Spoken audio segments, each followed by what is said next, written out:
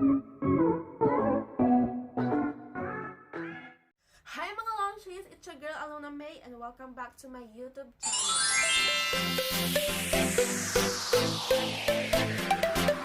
So kung napapansin nyo, short hair ang lola nyo kasi pinalaya ko na ang mahal na mahal ko. Kasi super dry na yung long hair ko sa baba dati. At tuwing gising ko ng umaga, nahihirapan ako magsuklay sa super buhol-buhol.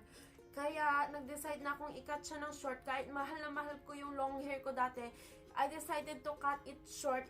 Dahil ganun talaga, best. Kapag nahihirapan ka na, kailangan mo nang palayain. Okay, I will share you 15 uses, Tipid beauty hacks about this product. 92% aloe vera gel from Nature Republic, from Korea. At super nag-trending ito sa internet, sa mga YouTubers. Lagi nilang ginagamit to. Ayan. Ang bango niya, amoy aloe vera. At kapag nilagay niyo siya sa skin niyo, super watery siya, pero agad din ma-absorb. Ayan mga launches, super gamit na siya dahil super tagal na nito sa akin. Pero ang tagal niyang maubos, kaya sulit yung pera niyo dito. Nabili ko siya sa iHerb online shopping application. Kaya kung bibili kayo ng ganitong product, is make sure na hindi siya fake kasi marami daw naglipa na fake ngayon. At ito yung isi-share ko sa inyo 15 uses na pwede pang gamitin na hindi nyo pa alam. Yeah, let's start. Number 1 is moisturizer. Pwede nyo siyang ilagay sa refrigerator para pag nilagay nyo siya sa face nyo, masarap dahil ang lamig. After toner, pwede gagawin nyo siyang moisturizer. Number 2 is face mask. Bago kayo matulog, ilalagay nyo siya ng makapal sa face nyo at leave it overnight para pag gising nyo ng umaga, mararamdaman nyo na super smooth ng inyong face. Pwede nyo siyang ihalo sa inyong mga face home remedies. Kunwari, gagawa kayo ng coffee or this. Pwede nyo siya paghaluin or honey. Saka ito, gawin yung face mask or turmeric, ganyan. Susunod, papakita ko sa inyo kung paano gawin ang aking home remedy face mask. Number 3, deodorant. Yan. Ito po talaga ang nilalagay ko sa aking kile-kile dahil nakakasmooth siya ng kile-kile.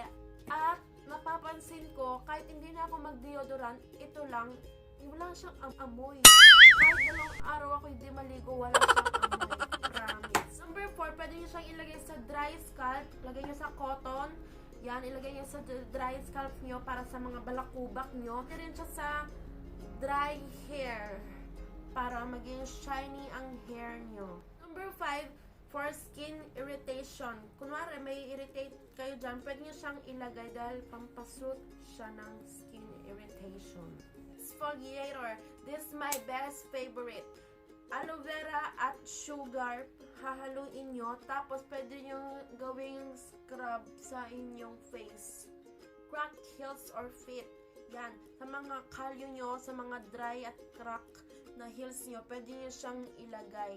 Pwede nyo rin siyang gawing foot mask dahil nakaka-moisture siya ng feet. Leave it overnight with a socks. At pwede rin siya sa mga siko at tuhod kung dry ang inyong siko at tuhod. Favorite ko rin to, primer. Bago kayo mag-foundation, pwede nyo siyang ilagay or pwede nyo pagsaluin ng foundation at ito para smooth ang inyong face kapag nag-makeup kayo. Eyebrow or eyelash gel. Whitening. Yan, like sinabi ko kanina, sa kilikili nyo, nakaka-whitening na rin siya. Dahil may whitening effect siya. Shaving cream. Kung naubusan kayo ng shaving cream, pwede nyo siyang gawing shaving cream. Makeup remover. Kung naubusan kayo ng inyong micellar water or makeup remover, pwede nyo siyang gawing pang makeup remover. Ilagay nyo lang siya sa inyong mukha. Pwede siyang gawing gel makeup remover. Ganyan-ganyan nyo lang siya hanggang sa matanggal yung mga makeup nyo at punasan nyo ng wipes or tissue. Suit for sunburn. Kunwari nagka-sunburn kayo, pwede nyo siyang ilagay kasi may cooling effect siya. Pwede nyo siyang ilagay sa pimple. pimple kasi meron siyang anti-inflammatory, ganun-ganon, etc. At matutuyo agad ang inyong tigyawat. And last, lip moisturizer. Bago kayo mag-lipstick, pwede nyo siyang ilagay sa inyong lips para hindi siya dry.